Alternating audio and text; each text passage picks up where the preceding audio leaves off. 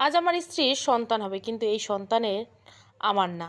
ডেলিভারির তীব্র যন্ত্রণা ও বিছানার উপর ছটপট করছে, তারপরেও আমি তাকে হাসপাতালে নিচ্ছি না। ও এত জোরে চিৎকার করছে, বাইরের মানুষ যেন ও চিৎকার শুনতে না পারে, সেজন্য ঘরের দরজা জানলা সব বন্ধ করে টিভির সাউন্ড বাড়িয়ে দিলাম। এই তো আর কিছুক্ষণের মধ্যে ওর বাচ্চা হবে। সারা বাড়ি একদম ফাঁকা। ডাক্তার বলছে ওর নর্মাল ডেলিভারিতে বাচ্চা হওয়া সম্ভব না, কিন্তু এই মুহূর্তে অহনাকে হাসপাতালে নিয়ে গেলে আমি বিপদে পড়ে যাব। আমি এখন কি করি? অহনা কি আমার থেকে হারিয়ে যাবে? হে সৃষ্টিকর্তা, আমার দম বন্ধ হয়ে আসছে। আমি কিছুতেই ভাবতে পারছি না। অহনার আর্তনাদে ঘরের বাতাস যেন ভারী হয়ে আসছে। আর ঠিক তার সামনে ঘামার্ত শরীরে অহনা হাত ধরে এসে বিড়বিড় করছে, আদনান। তার চোখে মুখে উৎকণ্ঠা, সারা শরীর ঘেমে একাকার অবস্থা। তবুও ইচ্ছে করে অহনাকে সে বাড়িতে তার নিচের বিছানার উপর বসিয়ে রেখেছে। অহনা সজোরে চেঁচিয়ে বলে, ওঠো, আমি আর পাচ্ছি না আদনান, আমাকে তুমি প্লিজ হাসপাতালে নিয়ে চলো। আমি মরে যাব, আমাকে বাঁচাও। আমি তোমার পায়ে পড়ি, তুমি কি পাগল হয়ে গেল? আর একটু সহ্য করো সোনা, তোমার কিছু হবে না। আমি তোমাকে কিচ্ছুটি হতে দেব না। এই বাচ্চাটি হয়ে গেলে ওকে আমরা কোথাও রেখে আসব, তারপর দুজনে মিলে এই শহর ছেড়ে চলে যাব বহুদূরে। হাঁপাতে হাঁপাতে অহনা বলল, কি আবোল তাবোল বকছো তুমি? আমার বাচ্চাকে আমি কোথায় রাখবো? প্রেগনেন্ট হয়েছি আমি, আর পাগল হয়েছো তুমি? তুমি কি বুঝতে পারছো না আমার কষ্ট হচ্ছে? আল্ট্রাসাউন্ড করার পর আর কোনোদিন আমাকে ডাক্তারের কাছে নিয়ে যাওনি।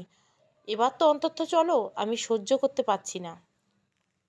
অহনা তীব্র ব্যথার বন্ধ চাদর খামচে ধরে চোখ বন্ধ করে ফেলল। আদনান ওর স্ত্রীকে বারবার সজাগ রাখার চেষ্টা করে এক পর্যায়ে আর কোলে করে ধরে পানি ভর্তি বাথটাবে নিয়ে বসিয়ে দিল। পানির স্পর্শ পেয়ে মুহূর্তে সম্পূর্ণ বাথটাব অহনার লাল রক্তে ভেসে যাচ্ছে। এত রক্তক্ষরণ দেখে আদনান ভয় হচ্ছে, রক্তশূন্যতায় অহনার কোনো ক্ষতি হবে না তার, না তো? এই বাচ্চাটার জন্য যদি ওর স্ত্রীর কোনো ক্ষতি হয়, তবে আদনান নিজে হাতে তাকে গলা টিপে মারবে। এর জন্য অনেক ধকল সহ্য করে ও এমনকি মার্ডার করতেও হাত কাঁপেনি। এবার আর মেনে নিবে না। কিছুক্ষণের মধ্যে আদনান খেয়াল করে টাবের পানির রং থেকে হলদে পরিণত, ধীরে ধীরে সমস্ত পানির রং হয়ে গেল হলুদ। তার মানে কি অহনার রক্তের রং এমন হলুদ আছে? আদনান ভয়ে রীতিমতো লাফিয়ে ওঠে, কিন্তু অহনা তখনও জানে না সে কেবল প্রসব যন্ত্রণায় ছটপট করছে। আদনান মনে মনে বলল, আমি যদিও এখন ওকে হাসপাতালে নিয়ে যাই, তবে অহনাকে আর কোনোদিন নিজের কাছে ফেরত পাবো না। ওরা ওকে বিজ্ঞানীদের হাতে তুলে দিবে। আর কে জানে, নিজেদের গবেষণার সাথে বিজ্ঞানীরা হয়তো অহনাকে কেটে কুটে একেবারে বিচ্ছিন্ন করে ফেলবে কিনা। অহনা টের পেল তার গর্ভের বাচ্চাটা ধীরে ধীরে মাথা দি আর হাত বেরিয়ে আসছে। অথচ সে জানতো বাচ্চার আগে শুধু মাথা আর গলা বেরোয়। কিন্তু তাই বলে ছোট ছোট হাত? এই পরিস্থিতিতে একজন প্রেগনেন্ট মেয়ের ভয়ে শ্বাস আটকে যাওয়ার কথা। অহনার ঠিক তেমনটাই হয়েছে। সে এমন শক্ত করে আদনানের হাত চেপে ধরে যেন এই পৃথিবীতে আজই তার শেষ দিন।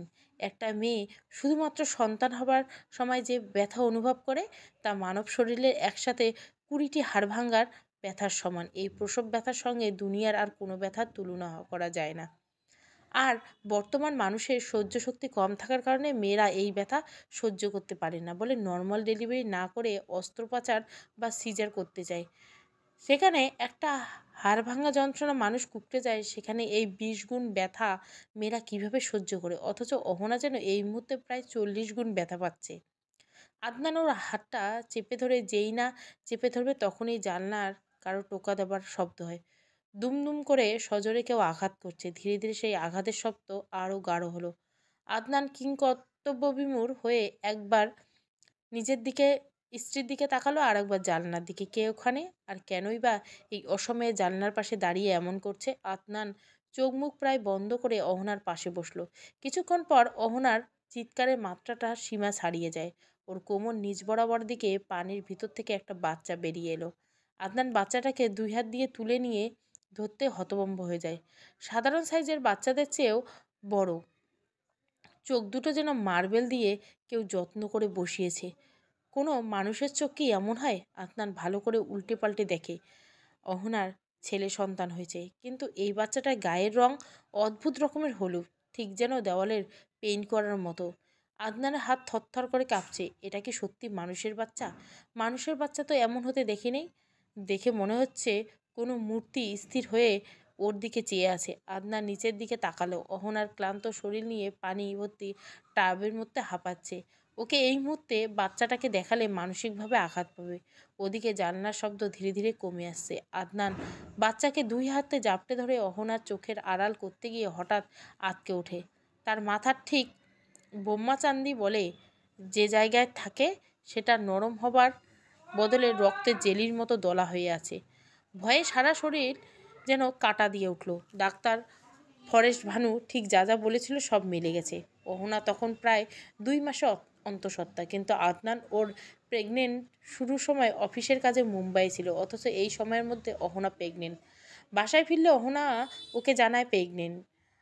আমার পেটের ভিতর ইদানিং কেমন যন্ত্রণা হচ্ছে, কারণ প্রচণ্ড রকমের কলিজার ভুনা খেতে ইচ্ছে করছে। বিগত 2 মাস আমি প্রায় 50 কেজি কলিজার ভুনা খেয়েছি। ভাবো অবস্থা। সবাই তো আমাকে কলিজা খেকো বলা শুরু করেছে, অথচ আমার শরীরের দিকে চেয়ে দেখো, এক ফোঁটা বল নেই। আমি আর পাচ্ছি না, তুমি আমাকে ডাক্তারের কাছে নিয়ে চলো প্লিজ। অহনার শরীরের অবস্থা থেকে আদনান আর সময় নষ্ট করে না। একদিন ওকে খুব সকালে ওকে ডাক্তারের ফরেস্টের কাছে নিয়ে গেলে ডাক্তার ফরেস্ট প্রথমে মনে করে অ্যাপেন্ডিসাইটিস, কিন্তু স্ক্রিনে দেখার পর তার চোখ ছানাবড়া হয়ে যায়। তিনি ভয়ার্ত চোখে আদনানের দিকে চেয়ে বলেন, এটা কি? কতদিন ধরে আপনার স্ত্রীর সমস্যা হচ্ছে? গত মাস থেকে। অথচ এর মধ্যে নাকি একবারও মেয়েদের প্রতি মাসের ব্যাপারটাও হয়েছে। তাহলে আপনার স্ত্রী গর্ভে বাচ্চা এলো কীভাবে? মানে হ্যাঁ, আপনার স্ত্রী গর্ভে বাচ্চা, তবে বাচ্চা অদ্ভুত। 2 মাসের বাচ্চা এমন তো হয় না। স্ক্রিনে দেখুন। Wait a minute. জার্মান আমার এক সায়েন্টিস্ট বন্ধু একটা লেজার রশ্মি দিয়ে দেখাচ্ছেন। এই রশ্মিটা একটা ভ্রূণের সমস্ত অবকাঠামো সিনেমার পর্দার মতো দেখাবে। যদি এটা একটা মার্কেটজাত করা হয়নি। এটা লেজার রশ্মিটা বেশ সাইড ইফেক্ট আছে। এর 3টা প্রান্ত। এক প্রান্ত পেটের কাছে ধরতে হবে, অন্য প্রান্ত স্ক্রিনের দিকে তাক করলে আরেকটা ধাতব প্রান্তে ভিতরের দৃশ্যে 3D মডেল দেখা যাবে। ডাক্তার ফরেস্ট লেজার রশ্মির খোলটা আদনানের সামনে রাখলো। আদনান মেটে চোখে যন্ত্রণা দেখছে আর ভাবছে অহনা ওকে ঠকিয়ে কোনো ভুল কাজ করতে পারে না, কিন্তু ওর সাথে এসব হচ্ছে। ডাক্তার ফরেস্ট আবার বলল, তাহলে কি আমি এটা দিয়ে যাচাই করে দেখব? আপনি কাছের মানুষ বলে অফার করলাম, তবে সাবধান, ভ্রূণের কোনো ক্ষতি হবে না। সেই রিস্ক নিয়ে যন্ত্রণা ব্যবহার করতে হবে। ভ্রূণ যাচ্ছেই তো হোক, আমি দেখতে চাই। শুধু অহনার ক্ষতি যেন না হয়, আর ওকে জানাবেন না। ডাক্তার ফরেস্ট তখন অহনাকে ল্যাবরুমে শুয়ে লেজার রশ্মি যন্ত্রটা বাইরে থেকে সেট করে দিল। আদনান স্থির দৃষ্টিতে চেয়ে চেয়ে দেখছে। কিছুক্ষণের মধ্যে লেজার রশ্মির মেশিনে হঠাৎ জোরে জোরে শব্দ করে সিগন্যাল দিতে লাগলো। ডাক্তার কর্তব্যবিমূঢ় হয়ে মেশিনের স্ক্রিনে কিছুক্ষণ দৃষ্টি রাখলেন, তারপর বললেন, আমার জীবনে প্রথম এমন ভ্রূণ দেখছি। আদনান বাচ্চার ভ্রূণের অবস্থা হয় লাল, রক্ত দলার মতো পাকানো, কিন্তু এই ভ্রূণের রং কেমন জানেন? হলুদ, এক্কেবারে কটকটে হলুদ। আমার ধারণা এটা আপনার বাচ্চা নয়। আমার বাচ্চা নয় মানে? আপনি কি আমার স্ত্রীকে সন্দেহ করতে বলছেন? মোটেও না। তবে আমার হিসাব বলছে আপনার স্ত্রীর গর্ভের সন্তানের বয়স শুধু 2 মাস নয়, প্রায় 5-6 মাস থেকে। দেখুন লেজার ছবি। আর এই বাচ্চাটা সম্ভবত শারীরিক সম্পর্কের প্রভাবে হয়নি। একে কোনোভাবে ওর পেটে রাখা হচ্ছে। আমাকে বিশ্বাস করুন, এই বাচ্চার বাবা আপনি নন। আমি বরং আমার রাশিয়ার এক বন্ধুকে কল দেই। ওকে সমস্ত রিপোর্ট পাঠিয়ে দিলে ও ঠিকঠাক বলতে সমস্যার সমাধান করতে পারবে। তো অদ্ভুত হলেও এই বাচ্চাটি সম্ভবত শারীরিক সম্পর্কের প্রভাবে হয়নি। একে কোনোভাবে ওর পেটের ভিতর রাখা হয়েছে। এটা হতে পারে স্যারোগেসি কিংবা অলৌকিক কোনোভাবে। আমার বিশ্বাস করুন, এই বাচ্চার বাবা আপনি নন। আবার হয়তো আপনার স্ত্রী অহনা ওর মা নয়। ব্যাপারটা নিশ্চিন্ত করতে আমি বরং আমার রাশিয়ান বন্ধুকে কল দেই। ওকে সমস্ত রিপোর্ট পাঠিয়ে দিলে ও ঠিকঠাক সমাধান করতে পারবে। এসব স্যারোগেসি নিয়ে কিংবা ডিএনএ প্রতিস্থাপন সম্পর্কে যে চমৎকার ধারণা রাখে। পৃথিবীতে কিছু স্বার্থান্বেষী মানুষ থাকে যারা নিজেদের স্বার্থ হাসিলের উদ্দেশ্যে বিজ্ঞানের নানা কিছু আবিষ্কার করতে থাকে, ঠিক মানুষের কল্যাণকর নয়। আবার ভ্যাম্পায়ার, এলিয়ান, সিন্ডা প্রজাতির কথাও মাঝে মাঝে শোনা যায়। যদিও এসব কাল্পনিক, বাস্তবে আদৌ আছে কি না এসব এখনও ধোঁয়াশা রয়ে গেছে। আমার কেন জানি মনে হচ্ছে এখানে বড়সড় কোনো ট্র্যাপ আছে। আপনি কোনো কাজ করুন, রিপোর্ট পেপারে সম্মতি দিয়ে একটা সাইন দিন, আমি ব্যবস্থা করে দিচ্ছি। কিন্তু আদনানের ব্যাপারটা রাজি হয় না। ডাক্তার ফরেজ যা কিছু বলছে এসব সত্যি হলে তাকে মিডিয়ার সামনে আসতে হবে। দেশের সরকার জানবে, দেশ বিদেশের নানান বৈজ্ঞানিক অহনাকে ডেকে পাঠাবে। তার শরীরে শত শত পরীক্ষা নিরীক্ষা চলবে। নিজের স্ত্রীর উপর এত শারীরিক মানসিক অত্যাচার করার অনুমতি সে দিবে? অসম্ভব, কক্ষণই না। সে ডাক্তারের কাছে রিপোর্ট না পাঠানোর জন্য অনুরোধ করে। না না, বাইরে রিপোর্ট পাঠানোর দরকার নেই, আপনি নিজে যতটুকু পারেন ঠিক ততটুকুই পরীক্ষা করান, আমাকে জানান। তাছাড়া ওর স্বামী হিসাবে আগে আমি নিজে তো যাচাই বাছাই করে দেখব আসলে সত্য কিনা আমার মনের ভুল, তাই না? হ্যাঁ, তা সত্য। তবে কিছু কথা শুনুন, আমার রিপোর্ট ভুল না। এই ভ্রূণের গায়ের রং হলুদ। শারীরিক গঠন হবে অস্বাভাবিক। ওর মস্তিষ্ক আমাদের মতো সাধারণ হবে না। কিন্তু কি হবে সেটা এই মুহূর্তে বুঝতে পারছি না। আপনার স্ত্রীর গর্ভের সন্তান এমন কিভাবে হলো সেটা বোধগম্য হচ্ছে না। আদনান এবার আরও নিজেকে সামলাতে পারল না। লজ্জিত ভঙ্গিতে সে আবার জবাব দেয়, আপনাকে তো বললাম এই 2 মাস কেন, বিগত 3.5 মাসও আমি আমার স্ত্রীর কাছে ছিলাম না। আপনি ভাবতে পারেন আমার স্ত্রীর মধ্যে শারীরিক সমস্যা আছে কিনা? না, নেই। আমি ওকে প্রচণ্ড বিশ্বাস করি। তাছাড়া আমি অহনার স্বামী। একজন স্ত্রী ভালো দিকে আছে নাকি মন্দ দিকে আছে স্বামী ভালো জানে, আমিও জানি। অহনা অন্তত চমৎকার একটি মেয়ে। আমি কিন্তু আমার ভয় লাগছে এই ভ্রূণটা নিয়ে। আমি যদি ভুল না করে থাকি তবে স্যারোগেসি করতে হবে। হতে পারে আপনার স্ত্রী সব জানে অথবা কিছু জানে না। আমাকে আরেকটু পরীক্ষা করতে দিন। আপনি বরং একটা কাজ করুন, আজ ওনাকে নিয়ে যান। আমি কল দিলে 2 দিন 3 দিন পর আসবেন। তখন কোনো একটা উত্তর বার করতে পারবো। আর রিপোর্ট যদি সত্যি আমার কথা অনুযায়ী হয় সেগুলো বাইরে পাঠাতে হবে। বুঝতে পারছেন? এই ডাক্তার তাকে এত সহজে ছাড়বে না। সে খুব ভালোভাবে কাছে করেই টের পেয়েছে। ডাক্তারের কথায় সম্মতি দিয়ে সেদিনের মতো আদনান তার স্ত্রীকে নিয়ে বাসায় ফিরে যায়। এর মধ্যে 2-3 দিন ধরে নানান কথায় অহনার গতিবিধি জানার চেষ্টা করে সে। সে কি আসলেই জানে নাকি তার অজান্তে এত কিছু ঘটে গেছে? কিন্তু অহনাকে দেখে সন্দেহ করার মতো কিছু খুঁজে পাওয়া যায় না। বরং অহনার নিজের পেটের ভিতর এই তীব্র যন্ত্রণার কারণ জানার জন্য মরিয়া হয়ে উঠছে। ব্যথায় ছটপট করছে। আদনানের মনে সবচেয়ে বড় খটকা লাগে। ডাক্তার ফরেস্ট বলছে ভ্রূণটার ধরন দেখে 2 মাস মনে হলো এর বয়স নাকি 5 মাস। এমনকি ডেলিভারি হতে প্রায় লাগবে আরও 8 থেকে 10 মাস। এতদিনে বাচ্চা তো এদিনে আরও অনেক বড় হবার কথা। ডাক্তার ফরেস্ট তো রীতিমতো ভয় ধরিয়ে দিল। এরপর 2-3 দিন আদনানের ঘুম হলো না। পৃথিবীর নানান অদ্ভুত প্রজাতির কথা শুনছে। তবে কি এবার সে নিজেই এই ফাঁদে পড়ে গেল? 3 দিনের দিন ডাক্তার ফরেস্ট কল পেয়ে সোজা তার কাছে ছুটে যায়। মানুষটার সাথে দেখা করতে ভিতরে ঢুকে তিনি গালে হাত দিয়ে নিশ্চুপ হয়ে রয়েছেন অনেকক্ষণ ধরে। আদনানকে দেখে তিনি লম্বা একটা শ্বাস ফেলে বললেন, খুব বেশি ভালো খবর আমি তোমাকে দিতে পারবো না, যা সন্দেহ করছিলাম তাই। ডাক্তারের কাছে আদনান সেদিন জানতে পারে অহনার অজান্তে কোনো এক সময় স্যারোগেসির মাধ্যমে এই বাচ্চাটা ওর গর্ভে দেওয়া হয়। এটা অহনা আদনানের বাচ্চা নয়, এমনকি কোনো মানুষের সন্তানও হবার সম্ভাবনা নাই। বাচ্চাটা হবে ভয়ঙ্কর দেখতে, মানুষের মতো, তবে কোনো ভিন্ন প্রজাতির। কোনো শয়তান শ্রেণীর নিশ্চিত তাদের স্বার্থ উদ্ধারের জন্য এমন কিছু করেছে, আর না হলে সরাসরি সেই প্রজাতির কেউ। ডাক্তার ফরেজ আরও গবেষণার জন্য অহনার সমস্ত তথ্য তার জার্মান ও রাশিয়ার বন্ধুদের দেওয়ার জন্য যেমন উতলা হয়েছিল, কিন্তু আদনান কৌশলে তাকে আরও কিছু সমস্ত রিপোর্ট ফাইনাল করে কথা বলে দেরি করে এবং একসময় সুযোগ বুঝে রাস্তায় একা পেয়ে তাকে হত্যা করে সব ফাইল নষ্ট করে দেয়। অহনা শেখকে সে এই পৃথিবীর সবথেকে বেশি ভালোবাসে। অহনাকে কেউ টানাহিস্ট্রি করবে এমনটা সে কখনোই হতে দিতে পারবে না। এরপর থেকে সে নিজে নিজেই অহনার দায়িত্ব নিচ্ছে। যদিও বাচ্চা যতদিন অহনার গর্ভে ছিল ততদিন প্রতিটা সেকেন্ড অহনাকে যন্ত্রণা সহ্য করতে হয়েছে। আপনার নিজে তার সেবা করেছে, ইন্টারনেট ঘেটেছে, সময় বুঝে স্ত্রীকে জানিয়ে দেয় সে প্রেগনেন্ট। একটা ভিন্ন প্রজাতির কিছু অহনার পেটের ভিতর বেড়ে উঠেছে। সব জেনে আদনান স্ত্রীর পাশে শক্ত করে হাল ধরে রেখেছে। তবে এ সম্পর্কের একটা বাক্য সে অহনাকে জানতে দেয়নি। মাঝে মাঝে আদনান খেয়াল করত তার বাড়ির আশেপাশে কারো পায়ের আওয়াজ ভেসে আসে, কিন্তু দরজা খুলতে তাদের আর খুঁজে পাওয়া যায় না। এমন এক বিশ্রী পরিস্থিতি অহনার গর্ভের বাচ্চাটি আরও প্রায় দীর্ঘ 8 মাস পর জন্ম নিয়েছে। সব গোপন করতে আজ সাক্ষাৎ এই বাচ্চাটাকেই তাকে দেখাতেই হবে। কিছুটা বিশ্রাম দেওয়ার পর অহনা ক্লান্ত উঠে জিজ্ঞাসা করে, আমার মেয়ে না ছেলে হয়েছে? ওসব পরে দেখা যাবে, আগে তুমি ঠিক আছো কি না বলো। তোমার বাচ্চা সুস্থ আছে। তবু অহনার মন মানে না। এই তীব্র শরীর ব্যথাতে সে চোখ মেলে উপরের দিকে তাকানোর চেষ্টা করে, কিন্তু পারে না। আদনান বাচ্চাটাকে বেশ আড়ালে একপাশে রেখে টিভি বন্ধ করে। অহনাকে পানি থেকে বের করে, তারপর নিজের সমস্ত পরিষ্কার করে। বেশ কিছুক্ষণ পর অহনা খেয়াল করে দেখে বাথটাবের মধ্যে হলুদ রং। সে ভয়ানক চমকে উঠে বলে, এসব কি? তুমি আমাকে কিসের মধ্যে রেখেছিলে? আমার সন্তান কই? তুমি কি কি করেছো? প্লিজ বলো, আমার বাচ্চাটার সাথে তুমি কি করেছো? আদনান ওকে জাপটে ধরে সান্ত্বনা দেওয়ার চেষ্টা করলেও মায়ের মন কি আর পৃথিবীর কোনো কথায় তোয়াক্কা করে? অহনা বারবার আদনানের গালে হাত দিয়ে নিজের বাচ্চাকে এক পলক দেখার জন্য পাগলের মতো করতে শুরু করে। শেষমেশ নিরুপায় হয়ে আদনান বলল, তুমি একটু স্থির হও অহনা, আমি ওকে দেখাবো। আর কতক্ষণ? এতগুলো মাস এত যন্ত্রণা নিয়ে পেটে ধারণ করেছি, এত কষ্ট অপেক্ষা করেছি, কিন্তু এখনো স্থির হতে বলছো? হ্যাঁ বলছি, কারণ আজ পরিস্থিতি এমন যে ওকে দেখলে তুমি সহ্য করতে পারবে না। কেন পারবো না? কি হয়েছে ওর? এই আদনান, প্লিজ বলো আমাকে, কি হয়েছে ওর? 1 মিনিট, 1 মিনিট না। আমি এসব কি ভাবছি? তুমি প্লিজ খুলে বলো আদনান। ও আসলে আমার সন্তান না। তোমার নয় মানে? তুমি কি আমাকে সন্দেহ করছো?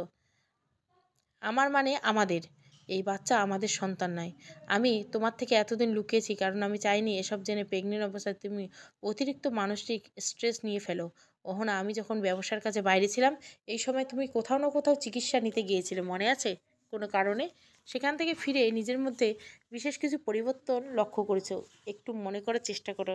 স্বামীর এইরূপ কথাবার্তায় অহনা ভ্যাবাচাকা হয়ে কিছুক্ষণ দাঁড়িয়ে থাকে চুপচাপ। সে বাচ্চাকে দেখার জন্য ছটফট করছে, আর আদনান এখন তার স্মৃতিশক্তি খেলায় ব্যস্ত।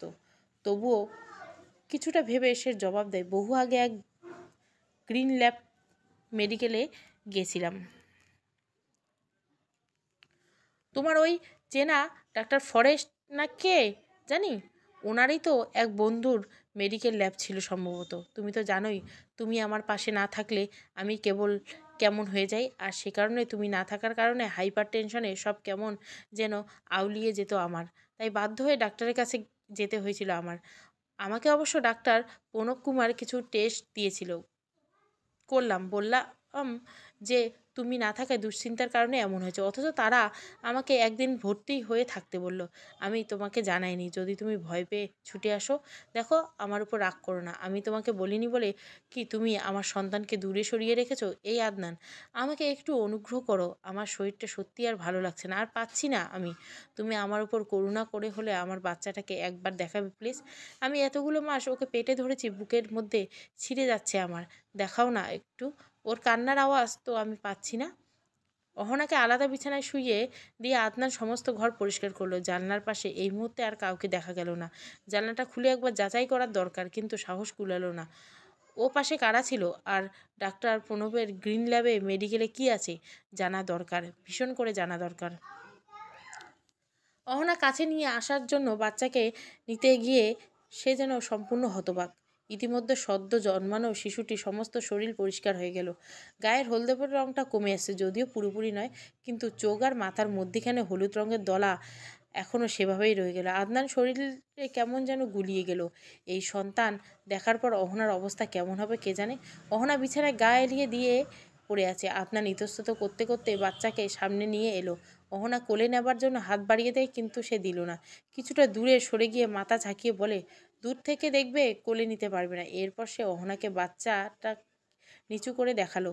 বাচ্চাটাকে এমন অবস্থায় দেখে তার চোখ রীতিমতো ছানাবড়া হয়ে গেল। এটা কি? তার বাচ্চা কি প্রতিবন্ধী হয়েছে? নিজের শরীরে করুণ অবস্থা দেখে সে হাউমাউ করে কান্না জুড়ে দেয়। আমার বাচ্চা, আমার বাচ্চা, ও মাই গড! এসব আমি কি দেখছি? আমার সন্তান এমন কেন বানালো? কি দোষ করেছিল? আদনান তখন অবধি অহনার বিলাপে থামানোর জন্য এগিয়ে এনি। ঠিক এই মুহূর্তে অদ্ভুত ভয়ঙ্কর ঘটনা ঘটে গেল অহনা এবং আদনানের জীবনে। দরজা ঠেলে ভিতরে ঢুকলো হলুদ রঙের অদ্ভুত এক মানুষ। মাথায় চুলগুলো ঈষৎ সাদা। আদনানের দৃষ্টি সরিয়ে ছোট্ট বাচ্চাটির দিকে চেয়ে তার মাথার পাশের চুলগুলো সাদা রঙের। আদনান অগোচরে ঢোক গিলে এক হাতে বাচ্চা, অন্য হাতে স্ত্রীর মাথা আলতো করে আগলে রাখে। ঠিকঠাক পুরুষ মানুষের বৈশিষ্ট্য অজান্তে সুপুরুষের আচরণে ফুটে ওঠে। আদনান এই চক্ষুষ সাক্ষ্যটা ফ্রেমে বাঁধানোর মতো এক জীবন্ত উদাহরণ বটে। আদনান কিছুটা কাঁপা কাঁপা গলায় লোকটিকে জিজ্ঞাসা করে, কে আপনি? বাসায় কিভাবে ঢুকলেন? আর এখানেই বা কী চান? লোকটি এসে অহনার দিকে করুণার দৃষ্টি তাকালো, যেন বহুদিন ধরে তাকে চেনে। অহনা ভয়ে চোখ বন্ধ করে ফেলেছে। সে এবার আদনানের কাছে ফিরে এসে হাত দিয়ে অহনার মাথায় হাত ধরে রাখা সেই হাতের উপর তার হাত রেখে মৃদু হাসলো। তারপর বলল, আদনান, আদনান, এগুলো মাস প্রচণ্ড লাফিয়েছে, আর কত। এবার একটু শান্ত হন, বুকের ভিতর এত ঘৃণা পুষতে নাই। ঘৃণা মানুষের রোগ বাড়ায়, জানেন তো। আদনান উত্তর দিল, আগের ন্যায় দাঁড়িয়ে রইল। লোকটি আবারও বলল, আপনি নিজের স্ত্রীর প্রতি বিশ্বস্ত একজন পুরুষ। বর্তমান যুগে সত্যি এমন পুরুষ দেখা যায় না। নিজের স্ত্রীর প্রতি অটুট বিশ্বাস রেখে তাকে সহযোগিতা করে আসেন, এটা দেখে রীতিমতো আমরা অবাক হচ্ছি। আমি জানি আপনি এখন এই বাচ্চা নিয়ে ছোটাছুটি করবেন, ফেলে দিবেন নাকি মেরে ফেলবেন, আর নাকি ডাক্তার প্রণবের কাছে এর জবাবদিহি করবেন। টেনশন তো এখানেই, তাই না? তবে যাই করুন,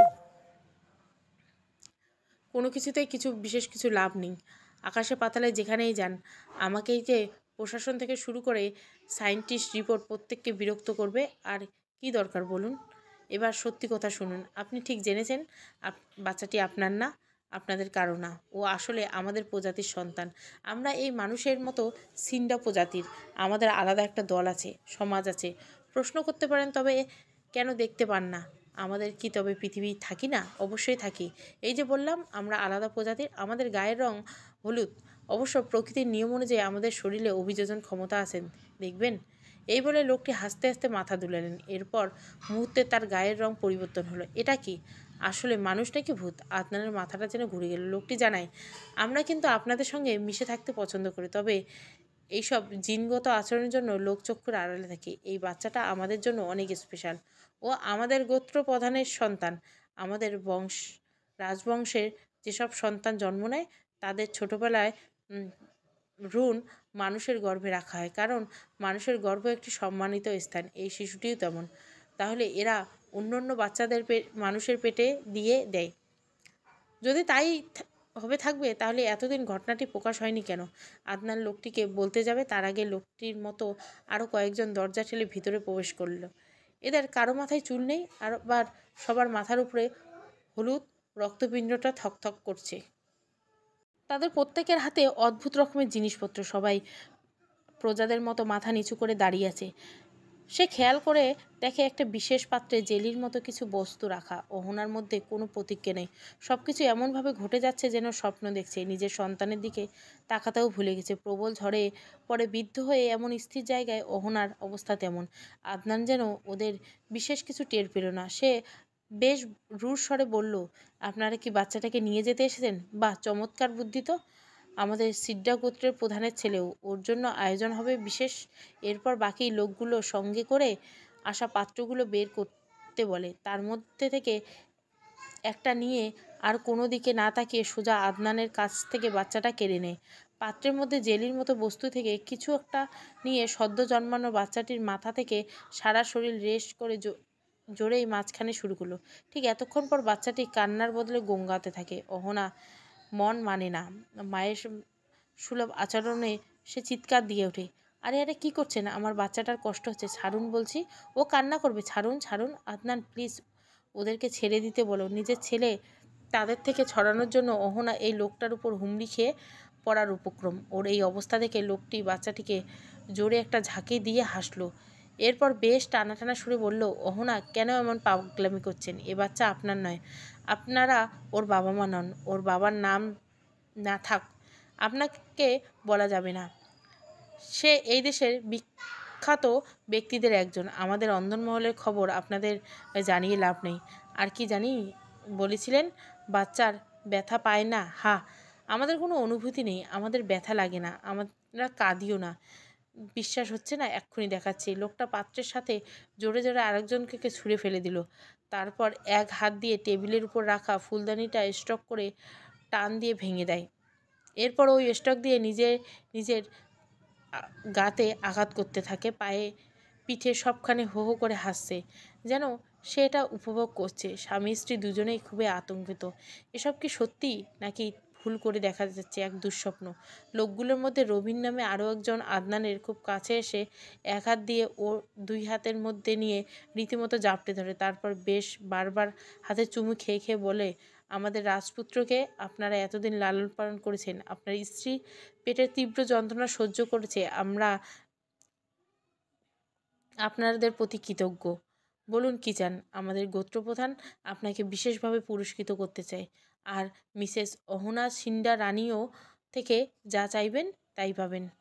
আপনারা আমাদের থেকে রাজকীয় সম্মানে সম্মানিত হবেন। আমাদের কিছু চাই না, কিচ্ছুটা লাগবে না। আপনারা এখন যা বলেছেন সব কিছু আমার মাথার উপর দিয়ে গেছে। এত পরিবর্তনের পরেও কিভাবে আপনারা আমাদের সঙ্গে বাস করছেন, কিভাবে বা রাজবংশের বাচ্চাকে স্যারোগেসি করাচ্ছেন, এর কোনোই বা আমাদের মত সাধারণ মানুষের ভোগান্তি দিচ্ছেন। আপনারা জানেন আমার স্ত্রী প্রতিটি সেকেন্ড কতটা কষ্টে কেটেছে শুধুমাত্র এই শিশুটির জন্য। আপনারা ওকে নিয়ে বিদায় হন। আর না, তা বললে তো হবে না। আপনার স্ত্রীর এখনকার ব্যথা নির্মূল করার দায়িত্ব আমাদের, শুধু আমাদের। শেলি, তোমার কাজ শুরু করে দাও। রবিনের হুকুমে একটি মেয়ে এসে অহনার গাড়ে হাত বুলাতে থাকে। এই হাতের স্পর্শে গলা, বুক, পেট নেমে আসে। অহনার শরীর কী জানি অনুভূতির খেলা করে, ঠান্ডা শীতল। এই ঠান্ডা শীতল যেন ধীরে ধীরে শরীরের প্রতিটি কোষে কোষে পৌঁছায়। গরম পানির উপর বরফ পড়লে যেমন গলে যায় তুমুল বেগে, অহনারও ঠিক তেমন। অহনা টের পায় না শরীরের ব্যথা কমে আসছে। এই শেলি তার শরীরে এমন একটা জিনিস মালিশ করে দিয়েছে। অহনা রীতিমতো অবাক। রবিন আবারও বলল, ডেলিভারির ব্যথা সরানোর ক্ষমতা আমাদের নেই, তবে যতটুকু সম্ভব করেছি। আপনারা কী চান বলুন, আমরা তাই দেব। শুধু এর বিনিময়ে আমাদের কথা বাইরে কাউকে বলবেন না। সোনার মুকুট দিয়ে আমাদের এতদিনের নির্ঘুম রাত কিনতে পারবেন? আপনাদের কথা তো পুলিশকে জানানো উচিত। আপনারা তো সাধারণ মানুষের ক্ষতি করবেন না, তার কি গ্যারান্টি? গ্যারান্টি দেবার কাজ আমাদের নয়, তবে আমরা যদি বাইরে বলি দেন ক্ষতিটা আপনাদের। আর মিসেস অহনা, এই সন্তান তো আপনার গর্ভে হয়েছিল, তাই না? আপনি কি চান আপনার গর্ভ নিয়ে বিজ্ঞানীরা কেটে কুটে গবেষণা করুক? এখন ভেবে দেখুন, মাথায় রাজপুকুর পরাবেন নাকি গবেষণার বস্তু হবেন? রবিন, শেলি এবং একদম শুরুর দিকে ঘরে ঢোকা লোকটি বাচ্চাটিকে নিয়ে একসঙ্গে দাঁড়ালো। অহনা আহত পাখির মতো কেবল ওদের দিকে তাকিয়ে থাকে। তবে অদ্ভুত ব্যাপার হচ্ছে, লোকটি বাচ্চাটিকে মাথার জেলির মতো লাগানোর পর এই মুহূর্তে আর মাথায় সেই জেলির মতো থকথকে জায়গাটা স্পষ্ট দেখা যাচ্ছে না। এমনকি যতগুলো মানুষ এসেছিল সবাই স্বাভাবিক দেখা যাচ্ছে। আদনান বুঝতে পারে এরা স্বাভাবিক মানুষের সঙ্গে থেকে স্বাভাবিক আচরণ করে, কিন্তু স্বাভাবিক মানুষ বুঝতে পারে না। লোকগুলি সদ্য জন্মানো বাচ্চাটিকে সঙ্গে করে নিয়ে যায়। অহনা পিছন থেকে ডুকরে কেঁদে ওঠে। নিজের সন্তান নয় তার, কিন্তু যে গর্ভে সন্তানকে একজন মা ধারণ করে তার কি বিন্দুমাত্র অধিকার সন্তানের প্রতি নেই? একজন বাবা না হয় জন্ম পরিচয় দিয়ে পিতৃ পরিচয় আলাদা দাবি করে, কিন্তু একজন মায়ের জন্য কি আলাদাভাবে ডিএনএ পরিচয় লাগে না? আদনান তার কান্না থামানোর চেষ্টা করে। কাঁদুক, মাঝে মাঝে কিছু কষ্টের লেশ করতে হয়। অহনা এখনও কষ্ট নিঃশ্বাসের প্রয়োজন। অহনা কিছুটা সুস্থ হলে গ্রিন ল্যাবে ডাক্তার প্রণবের সঙ্গে দেখা করে। গুরুত্বে শুরুতে বিশেষ কিছু গুরুত্ব না দিলে যখন জানতে পারে আদনান অহনার স্বামী, তখন বেশ চুপসে যায়। আদনান বুঝতে পারে, জোর সরেই চেপে ধরে। ডাক্তার প্রণব অবশেষে মুখ খুলতে বাধ্য হয়। তার এই বর্ণনা এইরকম। ডাক্তার প্রণবের পরদাদা একজন গবেষক ছিলেন। তিনি রাশিয়ান, চীনের আরও কয়েকজন গবেষক মালে মানুষের বিভিন্ন জিনের বিভিন্ন এক সংকরায়ন করে প্রায় 20 জোড়া সংকরায়নের জন্ম নেয়। তবে সে ঘৃণিত ব্যাপারটি এইখানে, তারা গিরগিটি জিন ব্যবহার করেও পিছপা হয়নি। কিন্তু তাদেরকে ভুলের কারণে এক সুস্থ প্রগতির তৈরি পরিবর্তনে মানুষ তার গিরগিটি সংকরায়নের জন্ম নেয় অদ্ভুত এবং ভিন্ন এক প্রজাতির। এদের সবাইকে আলাদা খাবার দেওয়া হতো, আলাদা বাসস্থানে বর করা। তবে জন্মের পরিক্রমায় তারা যখন নিজের জন্মানোর ইতিহাস জানতে পারে, তখনই এসব বিজ্ঞানীদের সিন্ডা প্রজাতিরা মেরে ফেলে। তারা মানুষের সাথে মিশতে শুরু করে, কিন্তু মানুষের সাথে বিয়ে করে স্বাভাবিক সন্তান জন্ম দেওয়ার ক্ষমতা তাদের এখনও হয়নি। তবুও চেষ্টা করে গেছে মানব ইতিহাসে মানুষের মতো জীবনযাপন করার। আর এর মাঝে দীর্ঘ বছরের প্রচেষ্টায় তাদের গোত্রে বেশ কিছু বাচ্চা কৌশলে স্যারোগেসির মাধ্যমে একটু একটু করে স্বাভাবিক মানুষের মতো অভিযোজন করার চেষ্টা করছে। আর এই কারণে অহনার গর্ভে রাখা হয়েছিল। পূর্বপুরুষের প্রায়শ্চিত্ত করতে ডাক্তার প্রণব তাদেরকে সাহায্য করছেন। সব শুনে আদনানের রাগ হয়। এই ভিন্ন প্রজাতির মানুষের প্রতি মায়া হতে শুরু করলো। মানুষ হয়েও তারাও মানুষ নয়। কি মানসিক প্রেশারের মধ্যে দিয়ে যাচ্ছে সে জানেই। এই সিন্ডি প্রজাতির মানুষের সঙ্গে আর কখনো দেখা হবে না, কথা হবে না। কিন্তু শুরুতে যদি জানতো, তাহলে প্রথম থেকে ঘৃণা করতো না, পরম যত্নে অহনার গর্ভে শিশুটিকে ভালোবাসা দিত। রাস্তায় রাস্তায় নেমে আসে। ছোট বড় হরেক রকমের মানুষ হেঁটে যাচ্ছে। এর মধ্যে সিন্ডা প্রজাতির মানুষ আছে কিনা কে জানে। সমাপ্ত। গল্পটা ভালো লাগলে অবশ্যই লাইক, শেয়ার এবং সাবস্ক্রাইব করবেন। Thank you for watching.